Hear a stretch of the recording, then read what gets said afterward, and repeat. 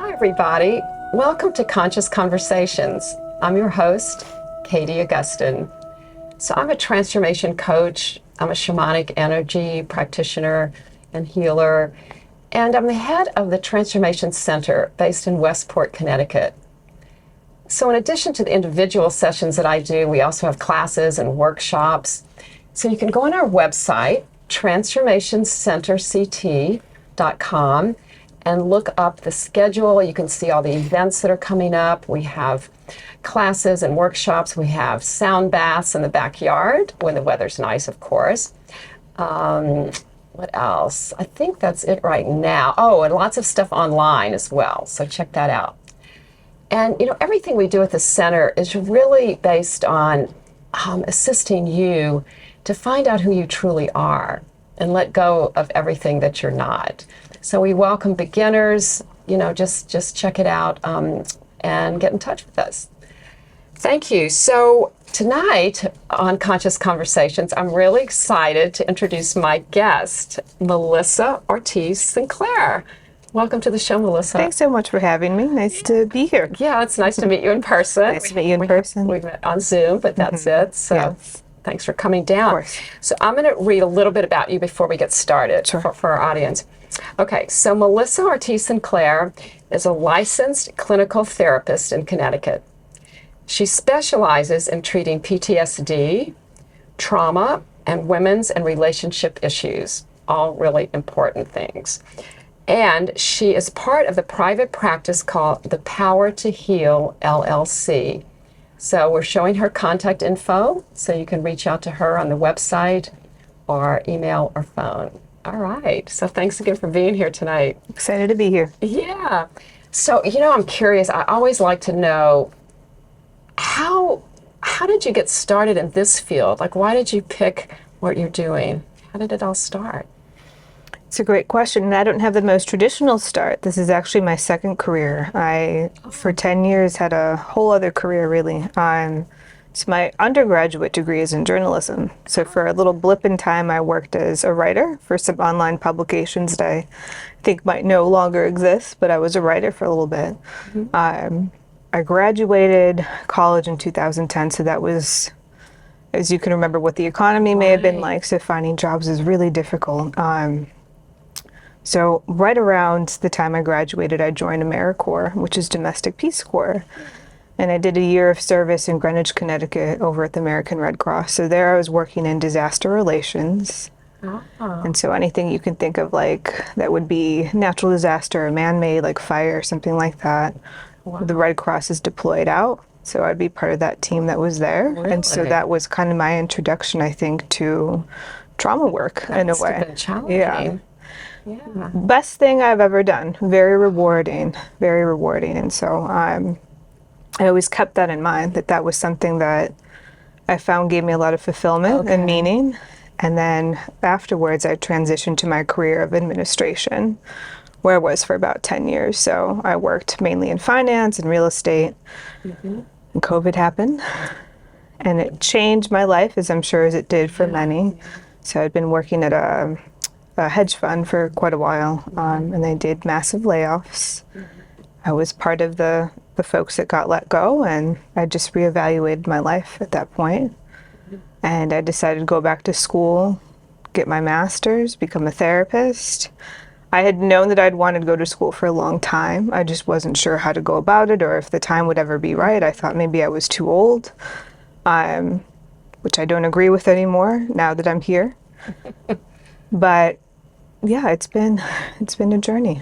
Oh, that's so interesting. So you said that the work you did with the Red Cross really kind of stayed in your mind. Is that why you decided to become a therapist then? I think that's in large part. It's something that inspired me. I think that I've always been a very empathetic person, very calm, and I have a pretty high tolerance for being around, how can I say this correctly, like being around others' pain and darkness and being able to hear hard stories, if that makes sense. Okay, no, that's great, because sometimes as an empath, we might pick up on other people's energy and it might negatively affect us. Mm-hmm. But you knew from maybe from your training with the Red Cross how to not have that happen? I think partially, and I also think partially my personality, Just since who I you was a are. kid, yeah. And I think, in therapists, yes, we are trained very well. There's a lot of education, a lot of clinical hours that go in before you're even allowed to, be out there in the real world practicing.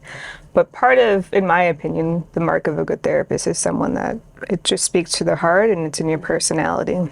Yeah, right. And connect on a spiritual and human level, Yeah. perhaps. Yeah. Yeah, That's that a good way to put it. heart to heart connection is important, right? Yeah. So, yeah, so you clearly enjoy what you're doing now. I do. Yeah. What is your favorite part of it? My favorite part of it is when I see my clients that are making progress and people, I can't go too much into my client stories, of course, but just in seeing folks that have been through very traumatic, very sad things in their life now starting to evolve from that and see the light on the other side, that's really rewarding. Yeah. Yeah, so that's my favorite part. Yeah, that's interesting because I think if anyone asked me that question, I would probably say the same thing. Yeah. Yeah, Super rewarding to see that. I never take it as I did this. They're the ones doing the work. exactly. I just get to kind of walk alongside them throughout the process. Yeah. Because I think that all healing ultimately is self-healing, right?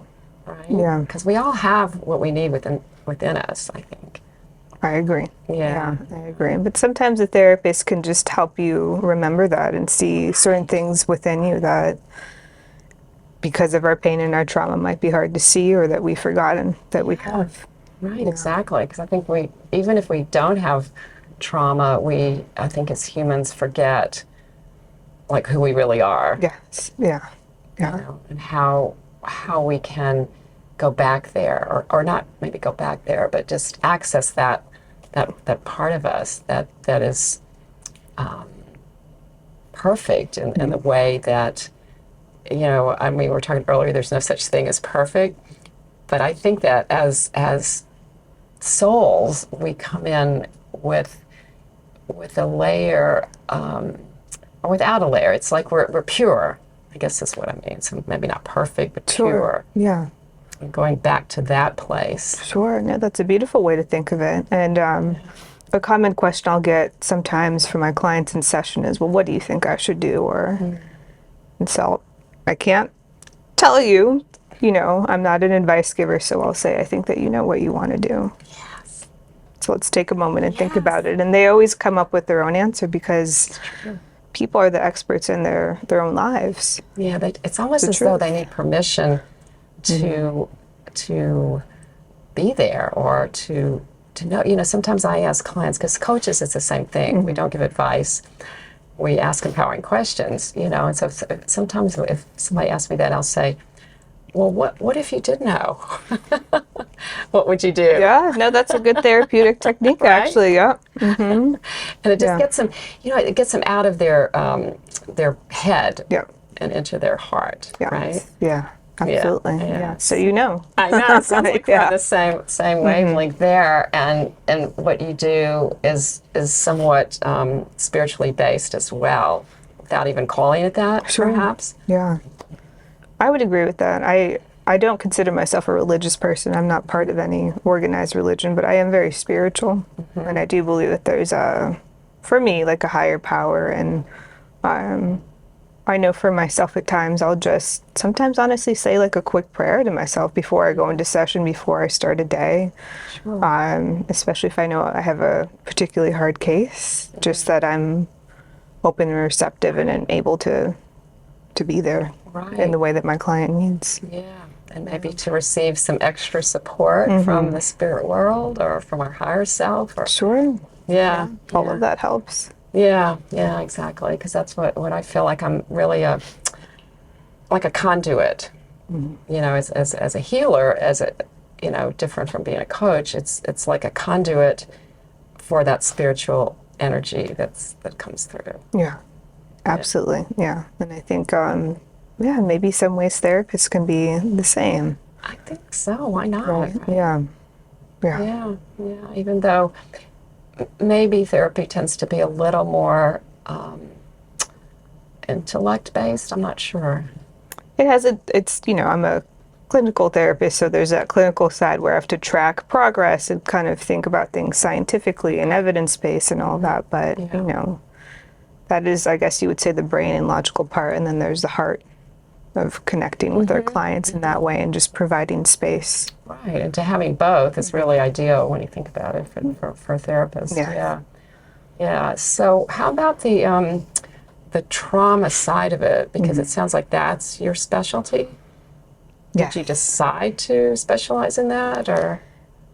Yes, I did. So as I was going along my graduate school career, we weren't required to have any kind of specialty. So when you graduate with the degree I have is in clinical mental health counseling, it's a bit general in a way. It is, I think, more specialized for adults. I really wasn't trained to work with children or, you know, minors, people under the age of 18.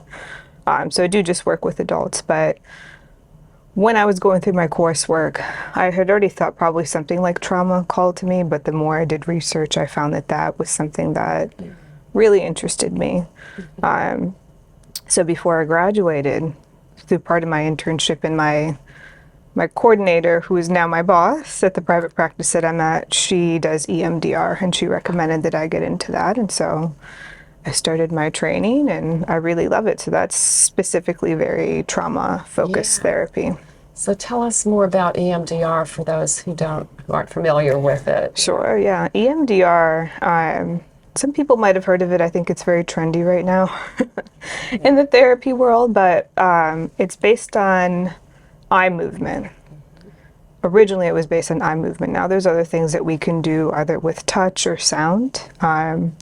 So Dr. Francine Shapiro developed what we now know as EMDR, excuse me. What does it stand for?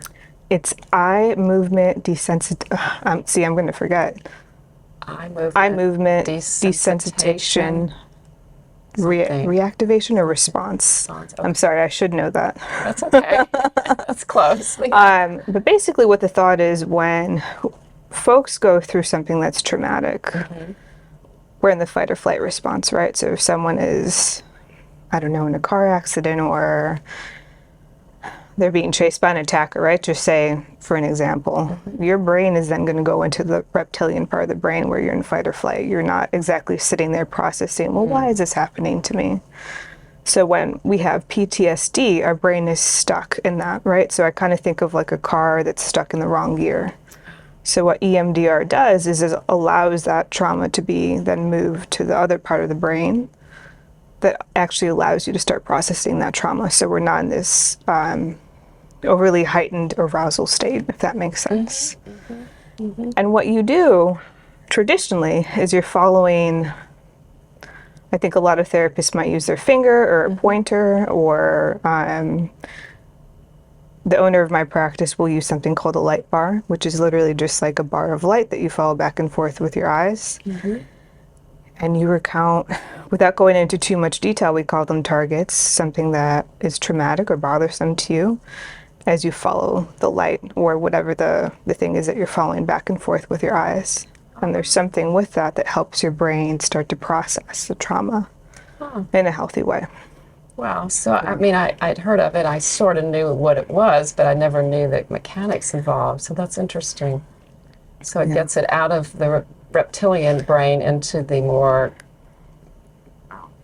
evolved part of our brain? That's a good way to put it, yeah. Yeah, it kind of helps everything in your brain communicate better with one another rather than always being, again, in that fight or flight response. So the symptoms of PTSD could include like hypervigilance, nightmares, flashbacks, high startle response. So once we start doing EMDR, it's not that you're going to forget everything that happened to you.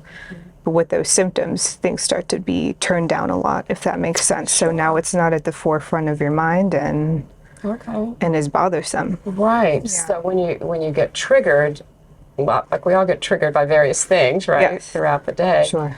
It doesn't have that kind of severe effect, perhaps? Correct. Yeah. So I'll have clients that, for instance, may have been triggered by doing a certain activity, like whether it's driving or going to a particular location, and then they find once they start doing the EMDR therapy, one day they're driving, or one day they're at the, this particular location, and they find that, oh, what used to happen to me before of having panic attacks or flashbacks or whatever it might be, it's not happening to me anymore in these situations. Wow, it's really helpful. Yeah. So is it pretty much only used for a specific traumatic incident that someone's aware of that happened? That's a good question. Yeah. I think primarily when it was developed, I do want to say it was for individuals with PTSD and trauma. Now there's a lot of different ways you can tailor this. So if folks have issues with substance abuse or self-esteem, things like that, you can tailor the treatment to that. And if you're talking about like pre-verbal memory, maybe, or things that you don't remember, I do think, little. Okay, I do think that our body, like the book, does keep score of things that happen to us. So there might be certain things that come up throughout the therapy that folks will say, I haven't thought of that in years. Yeah. Well, I think that's it too. Like, we may not be consciously aware of something that happened. I mean, I'm just speaking from experience for myself. Like, there's things, it may not have been a traumatic memory, but something that I blocked out. Sure. Yeah. Or I just didn't remember. And I remember my sister telling me sometimes, well, don't you remember such and such happening? I'm like, no, I really don't. And that kind of thing, it might be difficult to pinpoint if you don't remember it. Yes, yeah. And it, that kind of response, I think, usually is our body's way sometimes of protecting ourselves from something that could have been very distressing. Yeah, so sometimes I will have clients within, we call it the reprocessing phase, so that's when we're actually working on the target and doing the back and forth eye movement. That certain things will come up and they'll say, I don't know why I'm thinking of this, I haven't thought of this since I was 4, or whatever it might be, and I think it's the body's way of just kind of getting everything out, if that makes sense. Yes, totally. Yes. Because, like you referenced the book, The Body Keeps the Score. So funny, I was just talking about that with my last guest. Were you? Oh, yeah. Yeah, she did the training with Bessel Vanderbilt. Yeah. Wow. And it's so important, and I don't think that many people really understand it. And that's the case, like in the healing work that I do. It's a lot of that stored energy in the body that causes difficulties that we don't know why. Absolutely. No, I agree. I think that stored trauma, or just stored sadness and grief that we have, can manifest in other ways, like somatic things, right? If someone has GI issues, or even, I think, a lot of back issues, or who even knows, like manifestation of more serious diseases and conditions. Right. I think the science is kind of catching up with what we've been kind of working with people on, that it can cause real illness. Yeah. Certainly. Absolutely. So I always say better out than in. Yeah, that's a good as one. we're able to, right? In a safe setting, of course, in a therapeutic setting. Yes, You're able to process that and not keep it in anymore. Yeah, right. So that's kind of the trajectory that a lot of your patients are on, is they start in one place and they end up releasing internal, like, trauma in their body that they weren't even aware of? I think so. I think that a lot of my clients are very in tune with themselves, and that's why they're coming for treatment, because they don't want to feel that way anymore. That being said, not everyone that I work with is experiencing PTSD, and I do have people that come in for different life issues, but I would say it is a focus of the practice that I'm at in helping folks with PTSD and trauma. Yeah. Well, it's important, because I think that there's all sorts of trauma. What we call little trauma, and then big trauma with a capital T. And then I've been working recently on the collective trauma. And that's really, there's a guy in Germany, his name is Thomas Hübel, and he's been working in that field for, 20 years or so. Wow. So I've done some of his trainings, and it's really amazing how it's like a inherited trauma impacts it, so like who our ancestors are, our culture, where we've come from, And then, of course, what's going on in the world, Sure. with everything, all the conflict that's causing a lot of collective trauma. Absolutely. Yeah. So it's really interesting, and I have a feeling that in our fields that there's going to be a lot more focus on it because it's really important to look at and to heal. Of course. No, there's an energy that comes from that, I think, right? And definitely within our society, within everything that's going on. I think within the time that humans have been on this planet, there's always been some kind of thing going on right now, but certainly with just my opinion, how media is and everything today and how quickly we can transmit information, that we're just exposed to a lot quicker. Right, it's more, exactly. It's more and it's quicker and it's more intense. Yes. And I think that we haven't had time as a species to develop the tools necessary to filter it or protect ourselves energetically in a way, because it's all so fast and so new, right? Yeah, that's a very good point. Yeah. It's true. Yeah. There maybe should be a way that we can develop to help protect ourselves from that, because the influx of, in a way, all that negativity, I think, is not good. No, it can really severely affect, especially the younger people. And I mean, you're expecting. So I am. maybe this is something. Congratulations, by the Thank way. I think in less than a month you're expecting. Just about, like the next couple of weeks, yeah. So wow. I'm working right up until I'm almost due. I'm so thankful we were able to get you on the show. Yes, I'm happy that I'm here too. Yeah. So maybe there's an incentive to work on this while you're home. Yes, yeah. And I've been thinking about what can I read and study while I'm on my leave. Yeah. Yeah, and have, I think just like with everything, the first step is awareness. So for people to be aware that this is a possible problem, it may not be a problem for everyone. I mean, myself, I don't watch the news. I don't listen to the news. I will read the New York Times, Sure. not cover to cover, not the upsetting stuff so much. Yeah. But I think I'm in the minority with that. Well, I actually know a couple of therapists that do the same. And to be honest with you, I, to a certain extent, also, I like to keep abreast of what's going on, and know, like, globally what's happening in the town that I live in and everything. But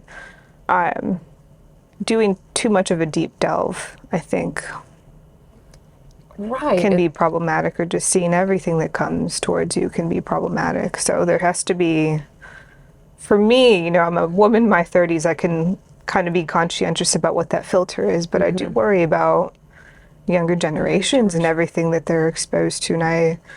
And before I was at the practice I'm at now, I work primarily with young people. Really? I did, yeah. And their generation's going through a lot. Yeah. It's very different than from when I grew up. Yeah. For sure, and everything that they're exposed to and that they see on media, it's a lot. Yeah, no, Yeah. It is. And I think that people are slowly starting to become aware. And I think, in so many regards, COVID and the repercussions from that kind of opened our eyes, because it made things worse for the younger generation, I believe. Yeah. But it made us aware of it, at least, because I think a lot of those issues were there already. Yes. And it just brought them to the forefront of what's happening. This isolation, this, where you get your information, all that. Yeah. So I think it is people are starting to focus on it. I know locally our schools are definitely, paying attention and trying to ameliorate the effects of it. And creating programs and things. That's great. Yeah, that's good. I'm glad to hear that. One other thing that I've seen of the younger generations, and I'm sure also affect all generations, but that I specifically really saw in like high school, college age students, is like social anxiety and loneliness in a way. And I think that the pandemic really impacted, and loneliness I think kind of goes across the board of all ages. The pandemic didn't help. How we communicate with one another didn't help. Yeah. So part of the work I do actually is also with folks that have been dealing with that kind of experience and coaching them on getting back to community and making friends and Right. yeah. Have you done any group work or creating, groups to work together like that? When I come back from my maternity leave, that's actually one of my goals is to start doing group work. Yeah. Great. Yeah, because I have a friend, a colleague locally in Fairfield who created really an online community to start with Sure. for teens. It's a great idea. They could share stories and share, really a place that you could be vulnerable. Because I think that is one of the issues that I see is that it's really hard. Well, it's hard for anyone to be vulnerable. Sure. Which is, crazy, but because it's so important. But young people, they're just not used to that. They're not used to being themselves, I think. They want to, maybe appearances are important and all that. I think appearances, I think when you're living your life through a screen in a way too. And also, even if you think of it with all the filters that exist now, you literally don't look like yourself or sound like yourself, or it's just you mean like all the little tools online? Yeah, it's just this. The desire to be someone else, perhaps? Perhaps, or As a just not therapist, yourself. is that- Yeah. So you're like an animated version of yourself in a way. Interesting. Yeah. So, but speaking to your point of being vulnerable and being authentic, I think that the work I do as a therapist, my goal is to really help my clients be their authentic selves and live their lives in a way that is staying true to them. And I think that's something that a lot of folks get lost in life. That's so, that's so important. And the fact that, what comes to me when you say that in tandem is to know that there's nothing wrong here. Like there's nothing wrong with them, right? Because I see people who have that, like they internalize from what they experienced growing up that something is wrong with them, and I've had family members tell me that, well, they have to go to a therapist. That means something's wrong with them. And that's not the case, really. Right. So how do you communicate that? It's a good question. Yeah, that's a stigma around getting help for mental health stuff. I always, try and tell folks you don't need to be in crisis to go to a counselor. If anything, I think it's ideal if you're able to go before, but obviously, if something happens in life that you are in crisis, get help.